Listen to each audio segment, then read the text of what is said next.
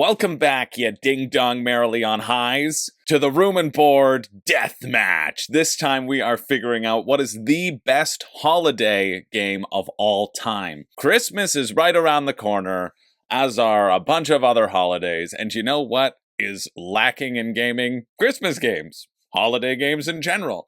And so we've assembled the top 31 to 34, because there's going to be more that come in because some of these are really bad, games to battle each other to the death to find out definitively what is the best holiday game of all time. This is definitive. This is the only game that you get to play at any holiday. And in fact, whichever holiday wins, because there's a whole slew of them, that is the only holiday that you get to celebrate. That is the pact that you now are entered into by clicking on this video. I'm sorry, I don't make the rules. My mother just threw me down in a well when I was a young child, and now I make these videos to curse you all. So let's check out the games. These are the games that are competing against each other, and how we pick these games. Normally, I put this decision up to my patrons. They submit a list of games. I pick and choose the games. In this one, we ran out of options, or we ran out of good options, okay? We had some nonsense options, which were not going to be allowed into the list. And you know who you are. Aeon Trespass Odyssey doesn't celebrate a Greek holiday. Cthulhu Death May Die doesn't count as the day the Elder Ones or the Old Ones left the Earth. The 26th of April is official Alien Day, but Nemesis is not being included into this match. Although, honestly, in retrospect, I should have included Set a Watch. June 19th is official Watch Day. And the 5th of January is official Bird Day, so Wingspan could have been allowed. No! Shout out to Corinthian for those great, great suggestions. Also, Jaws is the 4th of July. Well, Jaws was in the final two for a deathmatch, so wasn't allowed to be included either. But these are the games. These are the games that were included, and I had to pull from a bunch of other different lists. I tried to look at Dice Tower did a top 10 holiday games at once upon a time, so I pulled a couple from there, which I thought maybe looked interesting, and we'll see if the voters thought they looked interesting or if they're just completely horrible. I pulled from a couple other sources of things that I know, but this is the list. These are the games that are going to be voted upon right now, so I want you to predict. I want you to predict down below, and I also, please, oh God, please, please, please, let me know which holiday games weren't included, because man, this was tough. I also tried to stay a little bit away from Halloween games, because we've done spooky games, so I included some Halloween picks, but it wasn't my go-to. I wanted Halloween represented in the holiday season, but it wasn't my first choice, right? I was sort of leaning towards other holidays that I could try to encompass over Halloween, but there are some Halloween picks as well. The Night Cage not being one of them. So make your predictions down below. Make your predictions down below as to what your favorite holiday game is going to be, and let me know which ones were not included off the list, because I love hearing from you. But you're committed now, you're committed to it, and I'm committed to give you the goods, and we're going to start with Ticket to Ride Nordic countries, where you're going to build railways across destinations from Scandinavia, Finland, and Estonia. Yes, the Nordic countries, which there is a reindeer. Look, there's a reindeer and a Santa Claus on the box. It counts. Okay? It's not just because it's always snowy up there, like in Canada. It's not just because it's the stereotypical, maybe that's just how everybody dresses in the Nordic countries, in which case I'm very sorry. But if anybody dresses differently, then I'm going to assume that's Santa Claus. And I also know that the Nordic edition is kind of a rare edition, I think because it's out of print, of Ticket to Ride, and I'm always interested to see if like out-of-print things matter whatsoever. Generally, they don't. For something like Ticket to Ride, who cares? It's just another map. It's gonna just be Ticket to Ride. Will it elevate your Ticket to Ride experience to the nth degree that you should spend a bajillion dollars getting it? No. And I've lied to you. It's not out of print whatsoever. Markland? Maybe Markland's out of print? Oh, now I need to look that up. Markland.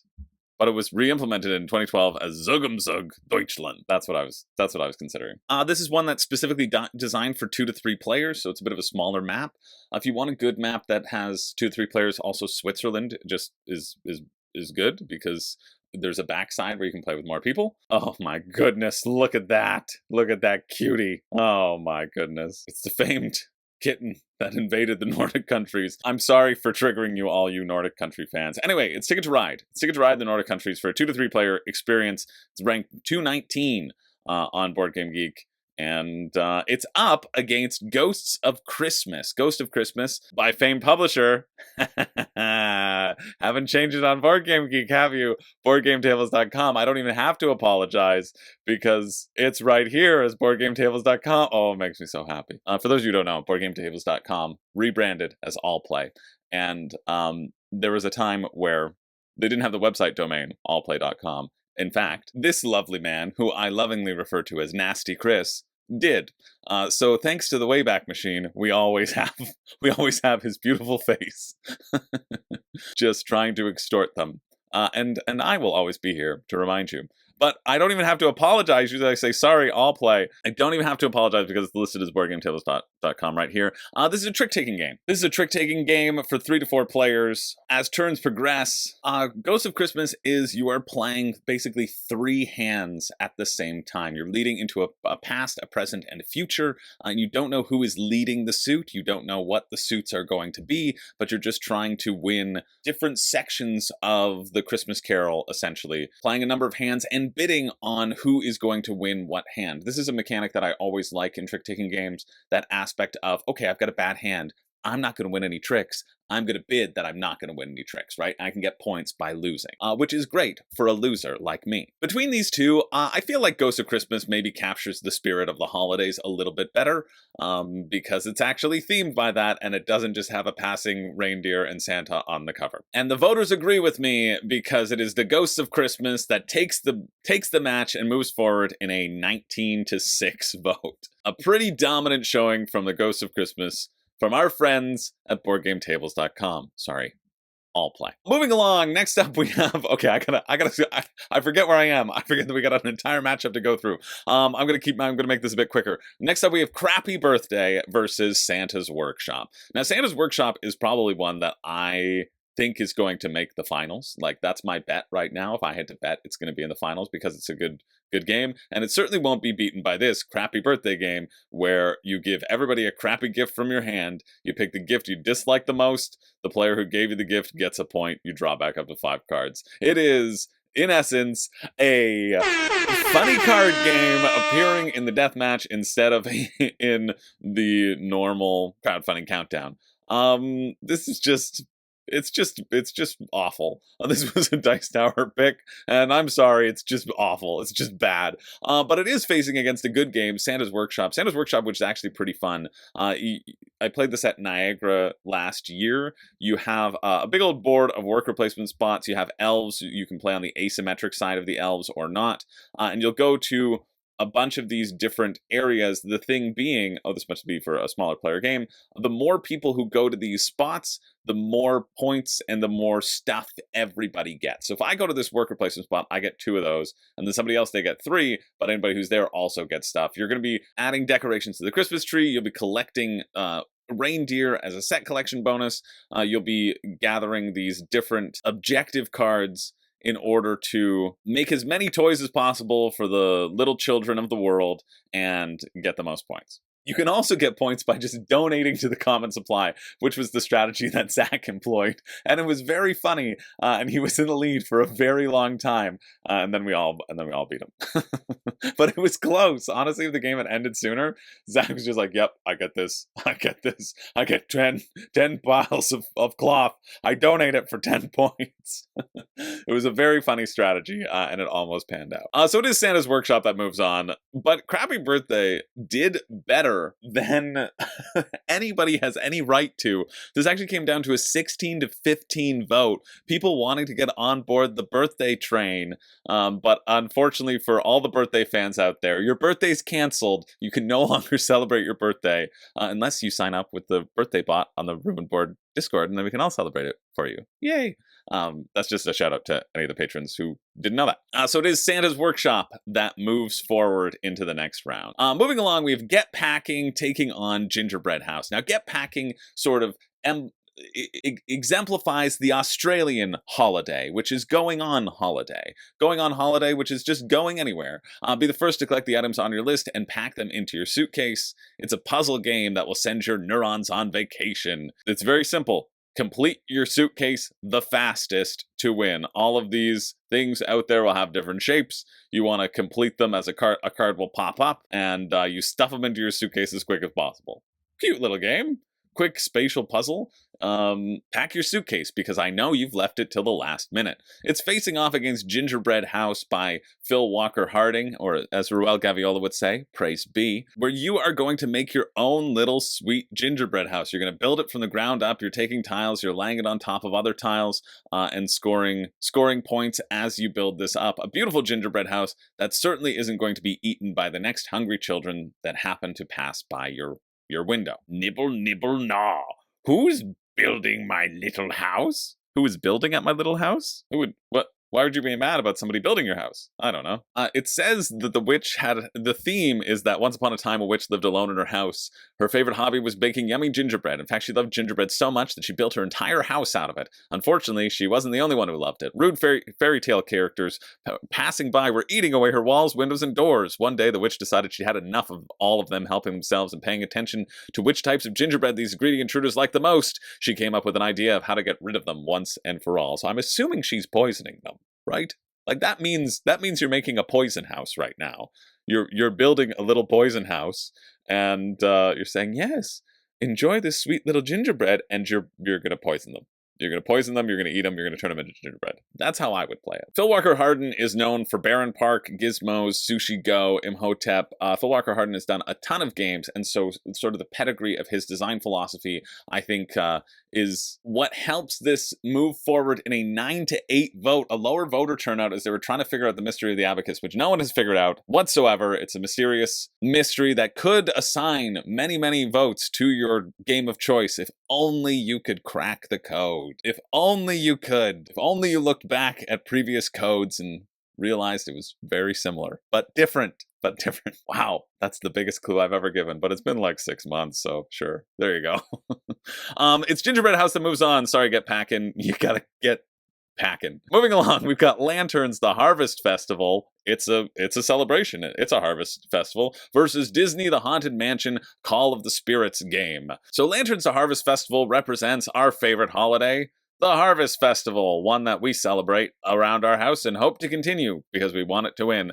You're going to be taking a card, a little lantern card, and you'll be adding it to this sort of face-up grid, these four essentially, but the orientation matters because whatever like color is pointed at people, they get that color of cards. So you want to be getting different set collections of cards and balance out what other people get versus what you get, which I think is kind of neat. It's facing off against Disney, the Haunted Mansion, Call of the Spirits game, which I had never heard of, but represents our Halloween fair, or more specifically, our Disney Halloween holiday, because Disney has a monopoly on all holidays. Didn't you know? Haunted Mansion was put forward as a good family weight Halloween game. For those of you who have families that weren't kidnapped by bears, players gain points by socializing with ghosts around the Haunted Mansion. They move around the mansion by rotating endless hallways around Madame Leota's seance room, collecting ghost cards in front of them in sets, each of which are worth different point values. You want to avoid haunt cards, so you just run around, try to collect these different cards as in this little rotating area. Seems cool. This is sort of an end game state that you might have. You see all the different sort of set collection that happens, a nice theme, but people really vibed with, again, a holiday that wasn't Christmas or Halloween, and re-implemented by My Little Pony Festival of Lanterns. That just took me out. And it is Lanterns that does move forward, although My Little Pony Festival of Lanterns? Oh, it's not out yet. It's just a re-theme. And that makes sense for My Little Pony because it's friendship. You're like giving stuff to other people. I think that's actually probably a very smart re-theme. But we're going to keep it as Lanterns the Harvest Festival because we're not bronies, because I didn't get the role in that series. And it is Lanterns that moves forward in a 16-5 vote. Moving along, okay, I understand that this might be a stretch, but it's winter, okay? It's a winter market, and I'm gonna pretend that they said it's the winter festival. We have Jokkmokk, the winter market, versus Bunny Kingdom. And yes, I know, I added Bunny Kingdom in here because I like Bunny Kingdom, okay? And it's the only thing that I could possibly think of for Easter, as was evidence in my top 10 Easter games, which is just one stupid bit throughout the whole thing, if you haven't seen it. But Bunny Kingdom is a good game. Let's talk a little bit about Jokkmokk. the winter market. Jokkmokk is a very simple game. You'll see that the meeples are sort of lined out here. You move those meeples in order. Yellow would go, then gray, then yellow, then black, and you put it on a card and take that card. And when it comes to your next turn, then you move your person again, you take a card. You're getting cards, you get set collection. That's it. Bunny Kingdom is also fairly simple. It is a game about area control. You'll have a hand of cards, 10 cards, let's say, and you'll draft those cards back and forth amongst your players. Then you will use those cards to claim plots of land. So a lot of the cards will be like, hey, I have C1. And if you have C1, you get to put a little bunny on C1. And maybe you got to put a little castle in C1 as well. You're trying to connect your bunnies together, connect them over swaths of different terrain, get area control bonuses, but it's more about locking down these spots. So if somebody is G3 and I've collected G3, nobody else can move in and take G3, right? So it's very Acquire-esque is kind of how I think about it. I really enjoy the game, and I think it's good, and it's got bunnies in it, okay? It counts. It counts, it's got bunnies in it. But I understand that Jokkmokk feels the winter festival, you know, the winter market. When are you going to a winter market? Around the holiday season. Very simple drafting set collection game, and that's the one that moves forward in a 14-9 vote. Next up, we have Final Girl, the North Pole Nightmare, specifically North Pole Nightmare and whatever that adds to the set with Krampus and Santa's Village. Not the first time we'll see those facing off against another Easter game that I had never heard of, but I thought it was funny. So it's called Dancing Eggs, which is silly fun as you run around the table, cock-a-doodle-doo, and hold eggs on your body. It's a game that comes in a real egg box. You're gonna roll some dice. That'll make you you take an egg, or you try to steal an egg. You could drop an egg on the table, then compete to catch it. You could get up and run around the table to be the first back to their seat. When a player successfully wins an egg, he or she then rolls the white dice, or they, which indicates the location of the egg between your cheek, your shoulder, chin, breast, etc. When the first egg drops, the game ends, and one having the most eggs wins. So the more eggs you have, the more you're like holding them under your chin, and then you just have to keep on doing the other stuff as well. It's so stupid. It reminds me of this game called Funny Bones, which 1968. Essentially, you're just drawing. It's a partner game. You draw cards, and you say, okay, hand and knee. And so you basically have to put put the card in between somebody's hand or knee, or somebody's like nose to nose, you know? Someone's, oh, that's a Spicify version of Funny Bones. The ear to shoulder, and they have a card there, and then you try to, it's like Team Twister. That's what Dancing Eggs reminds me of. It doesn't matter. You know that it's going to lose to Final Girl, North Pole Nightmare. It's the standard Final Girl set. They added it into one of the Kickstarters as a bonus edition. You get an additional boss to fight, you get an additional map to go around, but you still have the standard Final Girl movements where you are managing your actions, moving around the board, trying to kill the baddie. And so you're trying to kill Krampus in this version. You know that one's going to move on, but I think Dancing Eggs should have taken it, and all of you are fools for not voting for it. You really are. You're foolish creatures, and may you regret this for the rest of your days. Next up, we have Holi, or Holi, Festival of Colors, taking on Christmas Tree. Another festival, another non-denominational festival. No, that's just Christmas, because Halloween isn't denominational. Maybe it is for the witches, the covens. We have we have a festival of colors where you can celebrate by throwing powdered smoke. Sorry, let me get back for 1 second. Where you can you throw colored powder at each other all over this festival. You go on balconies and throw colored powder at your friends, and you run around, and that's the theme of the game. It's taking on Christmas Tree, which is, again, one that I had heard from that Dice Tower list. The sort of shtick of Holi Festival of Colors is you're also playing on a 3-tiered board. There are 3 levels where your points will be worth 1, 2, and 3, depending where you get them, and you move up and up. To throw your seed everywhere, your colors, right? To spread your colorful. I keep wanting to say seed. Stop it. To throw your colorful essence out towards and on top of your friends. Oh no, what does this become? But in order to have it on the next tier or the next tier, there has to be something below it, right? So there's going to be more down here. You can also pick up these little sweets off of the ground and stick them into your mouths, as I'm sure many people do with many variety of sweets in the actual festival. Christmas Tree, Christmas Tree. wants to know who is going to have the most beautiful Christmas tree. It's a card game where you're trying to decorate your Christmas tree in the most beautiful way possible. You're getting these little cards and you're going to slot them onto your tree, and you're going to score points based upon how beautiful your tree is compared to other people. It's very simple. You all have cards to choose from. You're going to choose these cards. The precursor to Cascadia, let's say. No, that's not. To Calico. No. Does that get everybody excited about it? Too bad. It's burnt. Holi Festival of Colors. The Holi, Holy, Jolly, Jolie, Jolene is the one that moves forward in a 20-6 vote. I also want to go back, because I didn't say the vote for Dancing Eggs. Final Girl won against Dancing Eggs 21-0. Okay? And you all need to be ashamed of yourself, you voters. Do you not understand how funny Dancing Eggs really is? Do you not understand that it is one of the greatest games? That it could rival Bounce Off with its hilarity? Do you not understand, you people? You people. Anyway. Holi Festival of Colors, the Holi Festival moves forward in a 20-6 vote. Next up, we have Skull for the Day of the Dead, not for Halloween, specifically taking on Halloween in Tricks and Treats. Skull is a bluffing game. I have a review of this. It's a very simple, nice, solid game.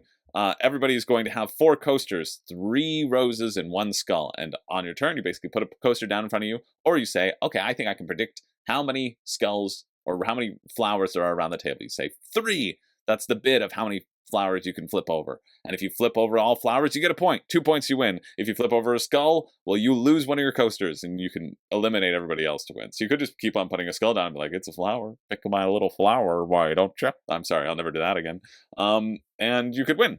Tricks and Treats is you wanting to get the most candy into your basket. The key is you can put candy into any basket, and if your friends figure out which basket is yours, they can say, listen, you're putting all the candy in that one basket. They can tattle on you. They can take you out of contention. It kind of feels a bit maybe like Spy Alley from that description. I've never played it, clearly, but it seems like a fairly simple, fun game in terms of out-bluffing your friends. I like just being able to load everything into one basket and say, is it mine? Is it not? That's essentially the game. I think in terms of bluffing games, I would probably go for Skull over this, even though this could really hit the mark of like, hey, it's Halloween, let's play Tricks and Treats because it takes 10 minutes and this is the only time where we're going to play it. But it is Skull that moves forward in a 12-5 vote. Moving along, we have Holly Jolly taking on Hearts of Attraction, which re-implements attraction, but to be very clear, it's Hearts of Attraction, which is the correct pronunciation. But first, let's talk about Holly Jolly. Again, gather around a Christmas tree, where you're going to have a number of cards arranged in the center of the table. As you decorate the tree with lights or tinsel, that indicates what you can take from the tree. So you're going to have cards that you can put on and take off, but you have to balance out what you're putting on, which will determine if you can take that beautiful present under the tree, or if you can just take a little stupid light bulb. See? It's pretty easy. Choose your tinsel and lights, select ornaments and presents, score points, right? 25th Century Games. Oh, it's 25th Century Games. All right, I really like them. How much more do you need to know other than that? I do love that there's a designated card just for the Christmas tree. Look at that. That's fun. It's taking on Hearts of Attraction. With it, like in any game of attraction, players must flick their shooter magnet into the playing area to attract and collect other magnets. Magnets can easily repel as they attract, so you kind of flick a magnet out, you're trying to gather a bunch of magnets, and it seems like the most ferocious opponent, but they seem to be winning, so there you go. Honestly, this is a game that cats could play. Oh, this is a game that cats could play. Oh, no. Anyway, this just seems so funny, and yes, all the magnets are heart-shaped. That's how it gets its name. And at this point, I think both of these games could potentially have merit. I disagree with the voters here, but the voters have had enough of these generic, very probably mediocre holiday games. But they couldn't get on board with Dancing Egg, so I don't know why I expected them to get on board with the genius of just flicking magnets into the center. Come on now. How many hearts are you going to win? Certainly not mine with your voting patterns, because the foolish voting contingent decided to vote with the fires of the Yuletide instead of their hearts, and they took both Holly Jolly and Hearts of Attraction and threw them both, cast them into the fire, Isildur! And both of them are eliminated from the competition. They will be replaced by a new holiday game, which is frustrating for me because I was already tapped out.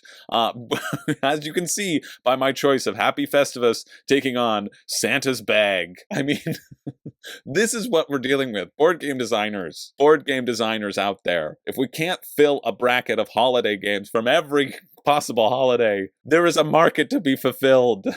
We need your amazing holiday games. Just reskin Voidfall by putting all the Voidborn in Santa hats.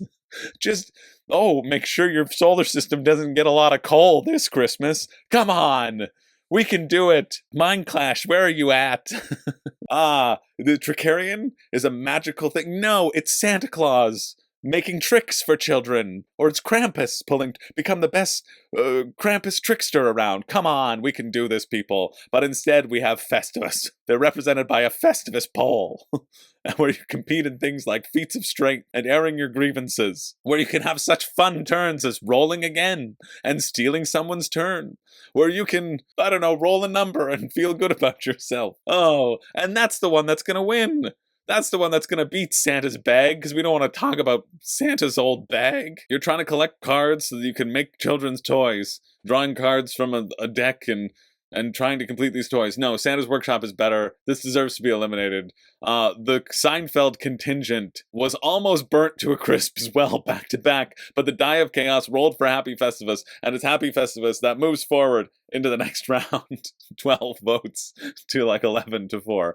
Next up, okay, we actually have some potential games here. We have commissioned, because we're going to put the Christ back in Christmas! Ah! Taking on Boop the Halls. Oh, thank goodness.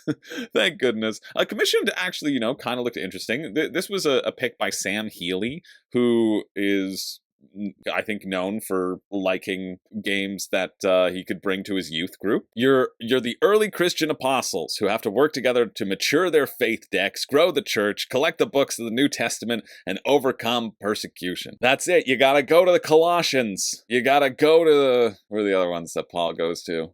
Keep wanting to say Ganymedes. That's not it. They went to Perga and Pamphylia. Galatians. That's what I was thinking about the Galatians. I was thinking about the Galatians. You want to spread your persecution for all the world to see, and that works both ways. See? Works both ways. Christian persecution, being persecuted as a Christian, it works both ways. This, potentially sounded interesting to me. And from what I've read in the reviews, it's people being like, listen, this is actually a good, Christian themed game. Because a lot of, religious themed games suck. I think Ezra and Nehemiah's now probably overthrown this as the best religious game, so to speak, that has a biblical tie-in.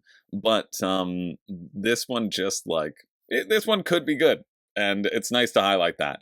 But it's up against something that's going to just absolutely wreck it, because it's better than the entirety of Christianity? Little cats bouncing each other off the bed. I'm sorry. You look at them. Look at them. They're bouncing each other off the Christmas tree this time. I didn't know that this wasn't just a reskin. This is a multi-layered Boop as you go up this Christmas tree, as the little cat's running around the Christmas tree. Come on. What's more fun? 150 years of persecution? Or cats on a Christmas tree? I know what I want to celebrate my holiday season with, and it's not another dose of Catholic guilt. It's something to trigger my allergies. Let's be a naughty kitty and knock the ornaments off the tree, or win nice instead. You can knock off 3 of your opponent's ornaments, or you can be nice by lining 3 cats up in a row. This is a 4-tiered board game tree representing a 3D challenge for all players, and the alternate win condition of knocking 3 of your opponent's ornaments creates new strategic problems to solve. Yeah, it's just like a new take on Boop, thing that people enjoy. A great Christmas-themed game that knocks commissioned right out of its cross, and it's Boop the Halls that manages to overcome God in a 15-3 vote. Next up, we have an All Saints Day inclusion, Baron Voodoo versus Horrified, another Halloween sort of edition. Horrified's appeared before. Baron Voodoo is one that hasn't appeared before that I was really excited to see. I have never played Baron Voodoo, but it's all about this kind of dice placement. Now, the symbols are a bit obscure. The rulebook isn't that good, according to all reports. With with trying to create a majority of dice colors while still like turning dice faces to activate different actions and chain things together. It seems like a really fun, interesting, abstract style of game. That apparently is just bogged down by a bad rulebook. It's up against Horrified, which you've probably heard of before. It's a cooperative game where you're facing off against 3 different monsters, generally 3 or 2, depending upon the game that you're playing.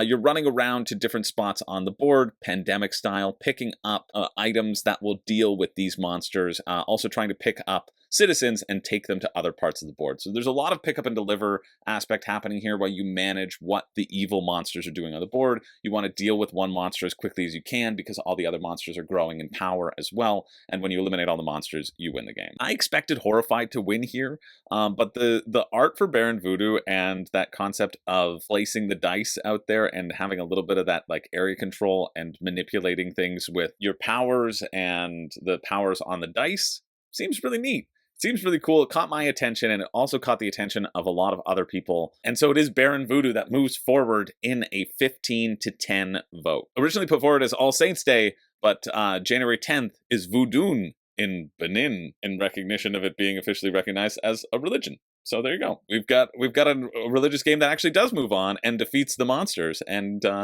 that's Voodoo. Moving along, we have 2 left to go in this initial bracket, and then we're just going to blaze through all the other ones. We have Dice Throne, Santa v. Krampus versus... Oh, that's not what happened. Dice Throne was versus my bad. Dice Throne was versus Horrified. I forgot to add one here. You wouldn't even know if I didn't do this.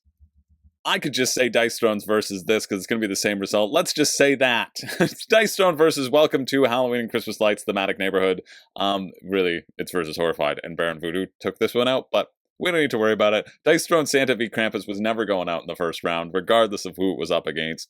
Welcome to has a bunch of thematic packs, though, which I thought was cool. I was wondering if those thematic packs would have some weight to move forward, and turns out they don't. But in this, you can go trick-or-treating in your neighborhood, collect ghosts to gain new effects and candies. The Christmas lights, you try to become a friendly neighbor by adding Christmas lights to your street, and create the longest Christmas light package.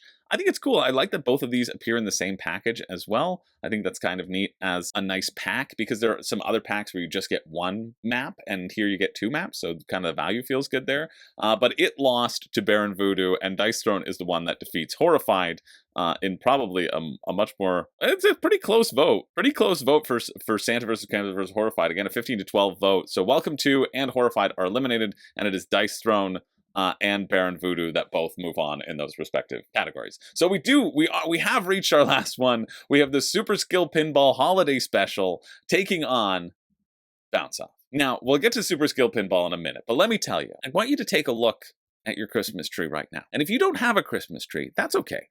I understand people don't celebrate Christmas. But for the purpose of this example, I need you to go out and I need you to buy a Christmas tree. And I need you to also purchase a lot of ornaments for it, okay? Just any ornaments you want. Just whichever ones you find. I'll make sure they're spherical, though. All right, I'll wait. Go do that right now. I proceed to just sit here in silence for 24 hours until you come back. You can leave the video playing. I'll add lots of ad breaks. I'm assuming you've paused it and you've come back now. Now look at that Christmas tree. Look at the shapes of those ornaments on your Christmas tree. What are they? Are they square? No, they're balls. Bounce Off is a Christmas game. Point proven. Thank you for spending all that money on a Christmas tree. I don't need you to have it anymore. But I needed it for the example. Now I want you to think of I want to give you another example. Okay? I want another example here. You remember Halloween, right? Well, do you remember those little orange things that people have? I need you to go out and I need you to buy 50 of them. I just, trust me on this. Just trust me, okay? It's gonna be okay. I need you to buy 50. You know what Bounce Off has in Bounce Off Party? Orange balls. It's a Halloween game. Okay.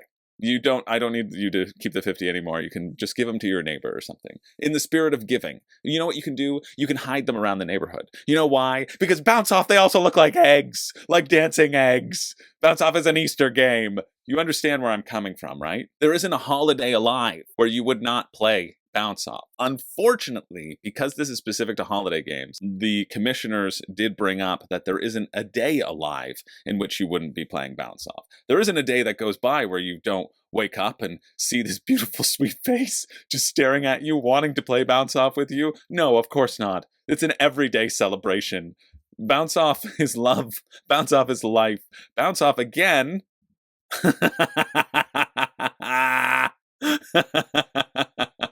Oh, Archon Sony. I'm not asking you to do fake reviews. I would never ask you to do fake reviews.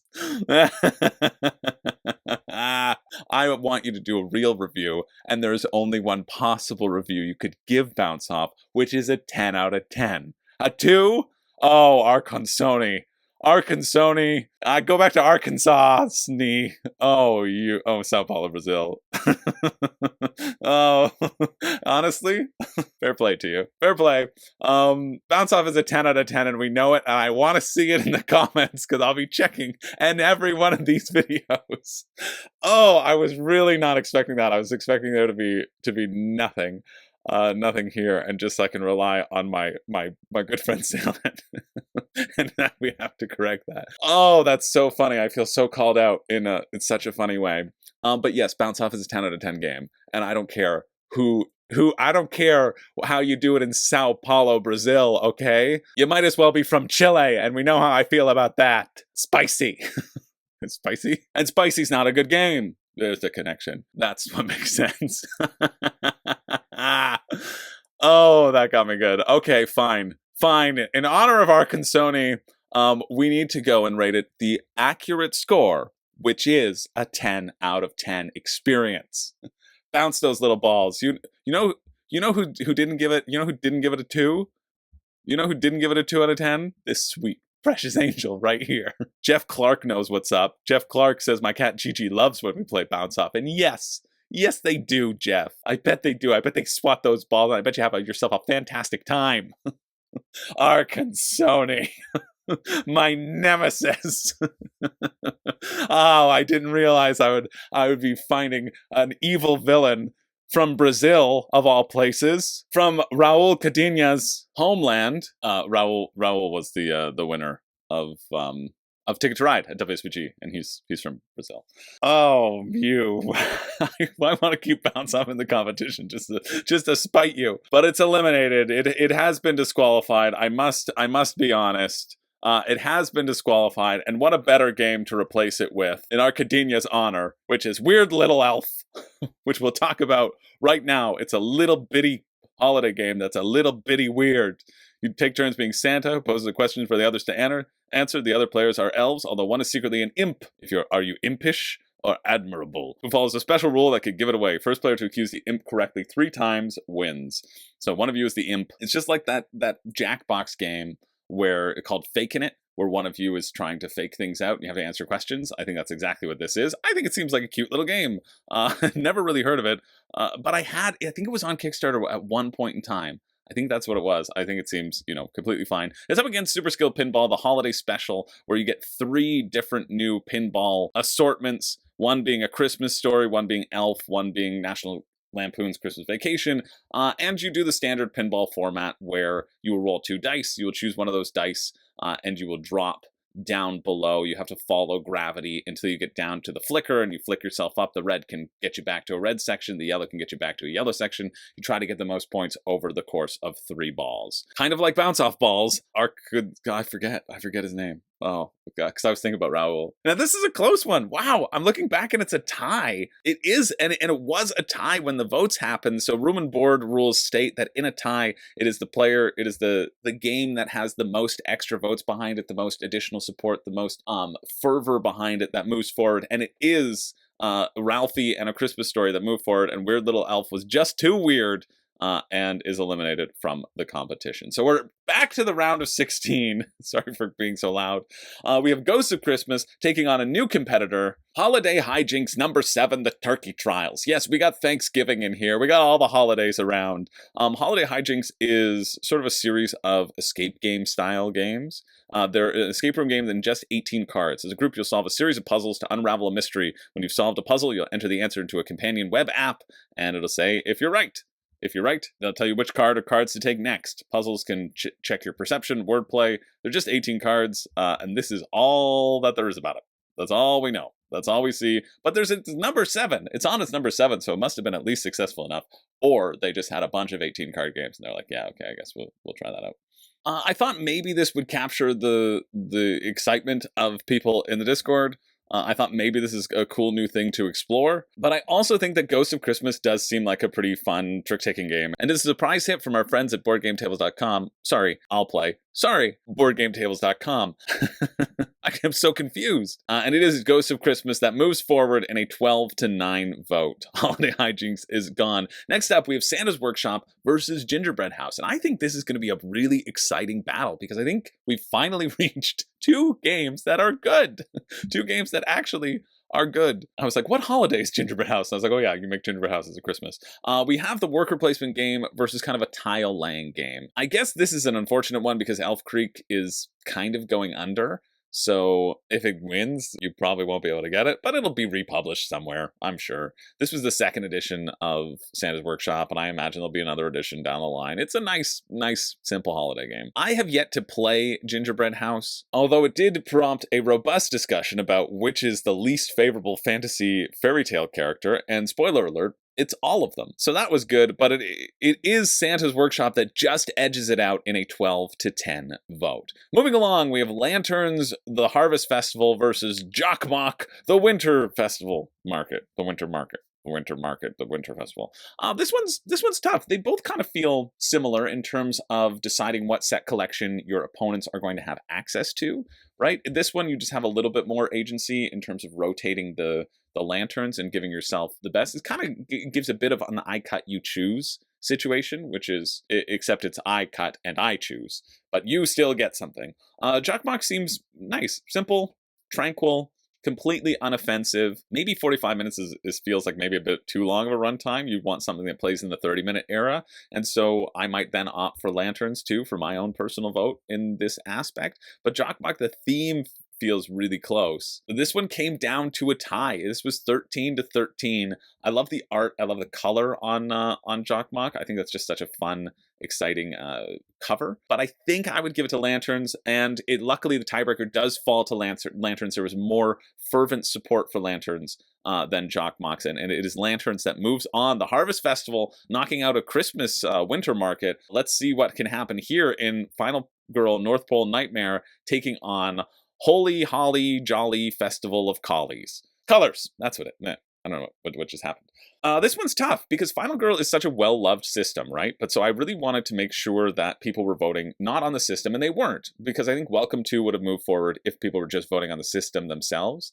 I think you really want to give it a consideration of this aspect of Final Girl and the North Pole aspect, and if you would play this at Christmas time or during the holiday season. You might, but I think you're more likely to be seeking out social engagements during Christmas time than a solo, but maybe not. Depends on what you want, depends on what you like, depends on where you're at, and that's any of those situations are completely fine. Holidays can be tough, and sometimes you just need some freaking time alone, you know? I may roll all of that back and think that, like, okay, yeah, this might be the best one. Holi Festival of Colors really has been gaining strength, though, and I thought Final Girl was still going to smash it out of the water, but there was a lot of push about how the Holi Festival, the Holi Festival, is the most aggressively friendly festival out there, as everybody throws puffs and puffs of smoke at each other, all of the different colors and dancing, and that sort of joy and togetherness, I think, really helps push just the festival itself as a better holiday forward than maybe Final Girl's doom and gloom can stand against. So it is Holi Festival of Colors that moves forward in a really dominant 20-10 vote, and that is a surprising upset to me. Let's see how far it can keep on moving. Next up, we have Skull taking on a new addition into the festival. Not the festival. It is my last-ditch effort to get an egg game in the competition. Clearly, I'm looking for... This is what I want, designers. I want more egg games, okay? Make me an egg-themed game, and I'll sing it from the rooftops. And it'll also deserve a 10 out of 10. Unlike all you bounce-off haters. This is what happens when you don't go and write your reviews. We have Gudetama, the Tricky Egg Game. It was published by Renegade Game Studios. Look at that. Front cover, this is the holiday edition, so we're going to go with the holiday edition. I told you, no pushes. Oh, no. Oh, this is the dumbest video I've ever made. It's a trick-taking game for 2 to 7 players in which the goal is to avoid winning the final trick. Don't win the last trick. Take as many cards as you want, but don't get scrambled on the last card. The player who wins the final trick scores points equal to their card that won the trick, and you do not want points. The game is played over the course of several rounds, where each round consists of 7 tricks. That just sounds awful. That sounds like the the worst card. You get dealt a card, and you just lose. That's what that sounds like. Don't hold on to your high cards, or track that there's a void in some suits. Play hearts instead. Oh, let's go, Skull. Skull moves on. Clearly, Skull moves on. Gudetama gets nothing. It's a bad egg. And Skull moves forward in a 19-4 vote. Next up, we have Happy Festivus versus something emerging from the flames. In fact, we have 2 things emerging from the flames to do a battle because I thought Festivus had no friggin' chance, and I wanted there to at least maybe be a discussion. I added in 12 Days, which is a card game about the 12 Days of Christmas. Also, I added in the 12 Days of Christmas, another card game that apparently this is known by that name. They're different. They're very different. They're not. They're the same. They're the same game. They're the same game. The 12 Days, not to be confused with 12 Days of Christmas. You know the song. Takes the familiar song, the 12 Days of Christmas. 12 maids of milking, 11 maids of milking, 10 maids of milking, 9 maids of milking. That was a joke that I gave to Pat, and I'm taking ownership of it in the summer, and I'm claiming it now. And Pat did it beautifully. Over 12 rounds, players try to re-gift unpopular cards while keeping cards that are strong enough to win the day, while also keeping a careful eye for bonus scoring at the end. There are 80 cards, 1 partridge in a pear tree, 2 turtle doves, and so on, up to 12 maids of milking, as well as 1 card for each Mr. and Mrs. Claus. You shuffle the deck, each player gets 12 cards. Each round, a new holiday card is up for grabs, with cards ranked from 1 to 12 being worth 1 to 12 points. In a round, you can gift a present to the player on his left, open presents and try to win the day with the best present, and buys a new gift to refill the hand. So you always pass a card, so you always have some control over what is in your opponent's hands, and then you reveal a card simultaneously. Highest card gets it. Lowest card wins the round's holiday card. So it's kind of like For Sale, but less interesting. In this 12 Days of Christmas, there are 78 cards. By following the lead established by the first player, each player attempts to give away all her cards before the other player can. 12 Days uses he/him pronouns. 12 Days of Christmas uses she/her pronouns. Hashtag I'm with her, you know? And this is just a card shedding game where you're playing like doubles, pairs, etc., but it's just themed to 12 Days of Christmas. So actually, this one sounds a lot more interesting. 12 Days seems like the better version of this. 12 Days of Christmas seems like a deck of cards. Oh, no. Hashtag I'm with him? Oh, hashtag I'm with none of them, because all 3 of these games get burnt to a crisp, burnt to a fiery crisp. Although the votes were mostly for Happy Festivus in this game.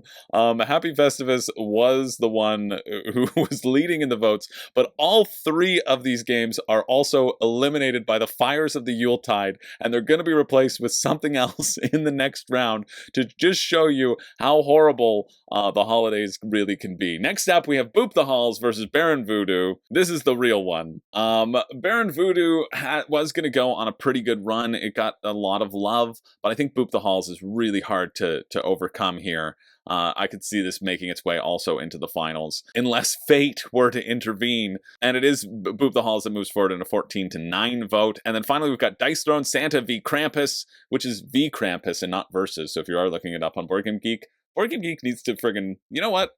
I would pay it $100 if you could just include an autocorrect system into your search bar, Board Game Geek. Can we champion that, everyone? Can everybody who supports Board Game Geek write that as the reason?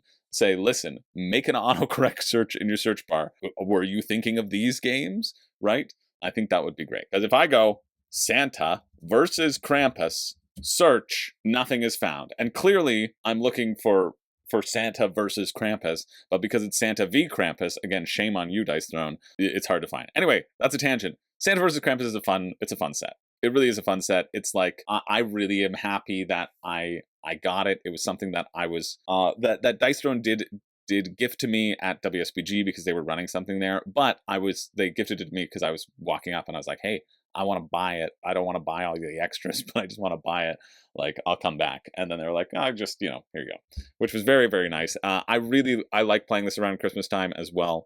I think it's a great introduction to the Dice Throne system. I think Krampus is really fun. Santa's fine. Santa's okay. But like, I think it's a really solid thing. And I think it's a better themed implementation of a game than Super Skill Pinball, because I think Dice Throne is a better game than Super Skill Pinball. So I'm very happy that it is Dice Throne Santa versus Krampus that moves forward in a very dominant 21-8 vote. When I look back now, it's 23-8, but when it was called, it was 21-8, so it moves on into the final 8. Okay, here we go. We've got Ghosts of Christmas taking on Santa's Workshop. We've thinned the herd now. Both of these have a really good shot. I think the more I think about Ghosts of Christmas, the more I like it, but I think I gotta give it to Santa's Workshop because I played it and did enjoy it. And as some people were saying, for Christmas theme, it's really hard to beat Santa's Workshop. It's what you want in a holiday game. Right? Santa's Workshop is one of those games where you're like, yeah, I do want to play this at Christmas time. It's an easy worker placement game. You can get people who aren't game players into it without too much complication. Ghost of Christmas also doesn't have that much complication, but I think the card play, some people don't resonate with cards as much. Some people don't understand like the strategy of trick taking. I think it is a little bit more complex, as you can see with the weight, and probably a little bit more of a barrier to entry. Nasty Chris agrees. And so it is Santa's Workshop that moves forward in a 12-9 vote, or 12-7 rather. We had a lower turnout for that one, but yeah, I think the right game does move forward. Like I said, I expect to see Santa's Workshop in the finals. So Ghost of Christmas is gone, as is our friend from BoardGameTables.com. I'll play. Next up, vying for a spot in that semifinals, we have Lanterns to Harvest Festival versus Holi Festival of Colors. Holi Festival of Colors. We have two festivals here that aren't the stereotypical holidays that you would think of, and I think it's very exciting.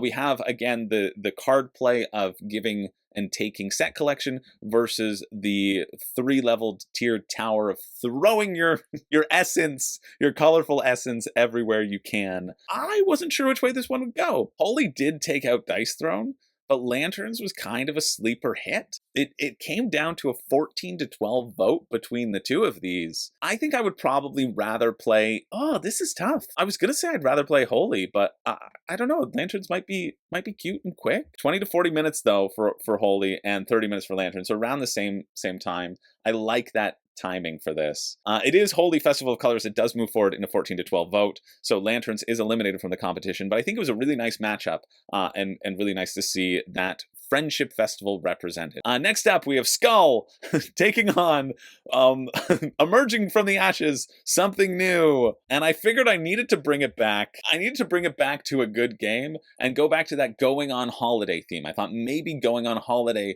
could bring people back in, as the best way to go on holiday is by committing fraud.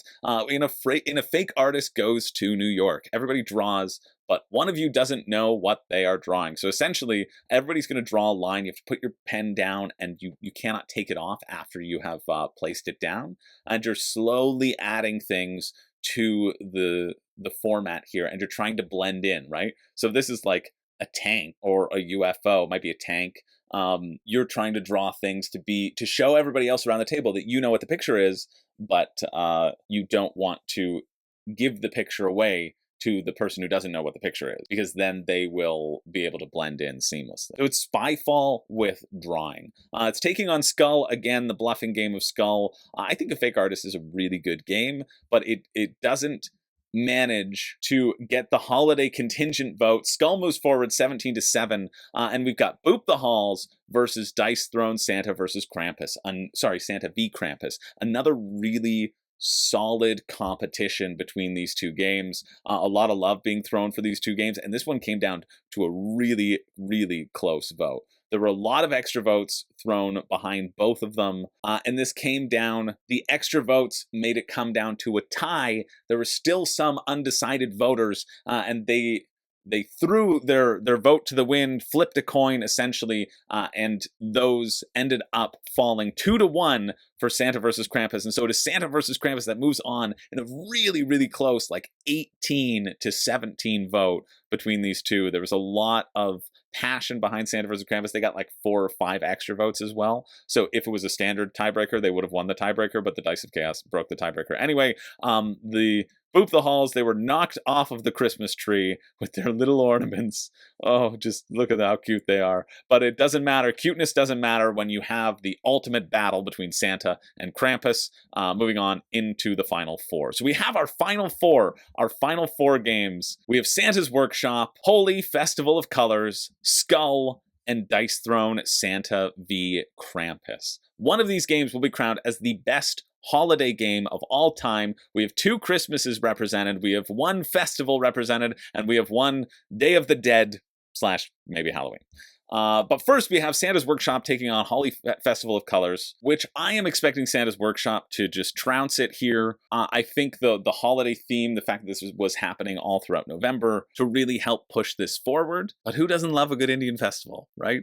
I know I do. It marks to celebrate spring and to mark the triumph of good over evil. And it is Holi, Festival of Colors, that manages to triumph over the evil Santa's Workshop. I guess that free labor is coming back to bite Santa Claus in the butt, because we want to celebrate the power of friendship in the most colorful way possible. It is Santa's Workshop that is eliminated from the competition, and Holi Festival of Colors, holy moly, holly jolly, moves on into the final round. I would never expect that. Let's see if we can have no Christmas games in the final. We have Skull versus Dice Throne, Santa versus Krampus. One of these will face off against Holi Festival of Colors. Skull, which has had a really easy bracket moving forward.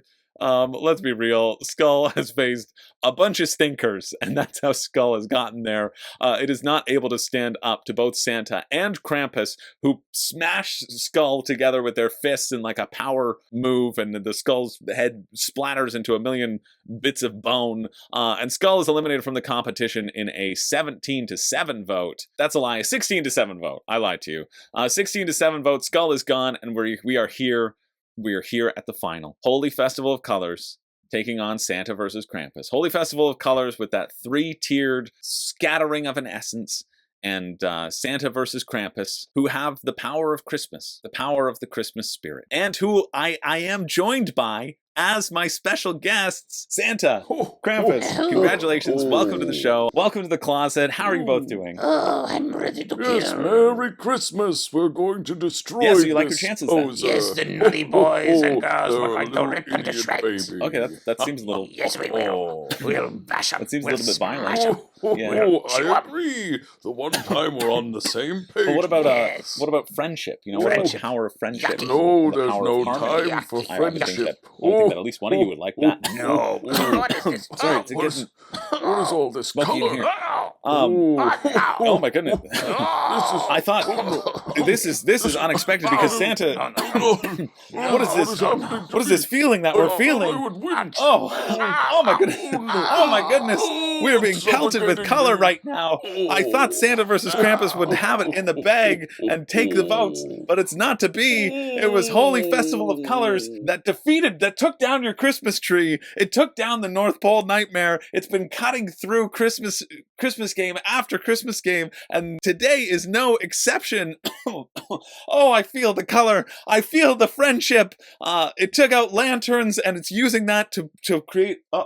There is a fire, a smoke that is happening in here. Santa, Krampus, they are passed out. They are passed out from all of the color, but it is Holi Festival of Colors that has won this death match. Congratulations goes out to the Holi Festival of Colors, the most beautiful festival around. Let's celebrate the springtime. Let's celebrate the day when good triumphed over. Oh my goodness, this is too much. Triumphed over evil. congratulations. Holy Festival of Colors is the official winner of this room and board deathmatch. Let's go back to its beautiful tower right there as it scatters essence from the top of its tower, right out of the top of its tower. The essence and the color is being scattered everywhere. Congratulations goes out to our winner. It took out Christmas Tree, it took out North Pole Nightmare, it took out Lantern, Santa's Workshop, and then managed to smoke out all of us here in the room and board closet. The closet is on fire. This will be the last closet video, I think. I might have to get a new studio, but huge shout out goes to Holy Festival of Colors, your new favorite holiday. Everybody can go on Friday, March 14th of 2025, and scatter your color to everyone. Spread your friendship, spread your joy, spread your color, and celebrate the Hindu Festival of Colors. Just really grab it in your hands and throw it out into the wind. That is it for the Room and Board Deathmatch. If you want to participate in the daily voting, you can always sign up for the Room and Board Patreon. The links are down below. It's a couple bucks a month. It helps support me, helps support the channel. If everybody did it, you know, I could maybe get out of this closet. So help me out there. I hope you all have a wonderful holiday season, regardless of what you celebrate. I hope you celebrate the joy of board gaming, the joy of friendship, and the joy of just being together with the people that you care about, or the games that you care about, or the smoke that you care about, the colors that you care about. Right now in December, well, we'll be finishing up the Champion of Champions deathmatch, making all of the competitors compete against each other. Will Holy Festival of Colors reign supreme and come out on top? I guess you have to wait for the recap video to find out. Don't worry, I'll always produce these recaps as well. Thank you so much for watching. My name is Chris George. I don't have a catchphrase, but this is getting too much. I am going to have to do some major laundry, and I will see you later.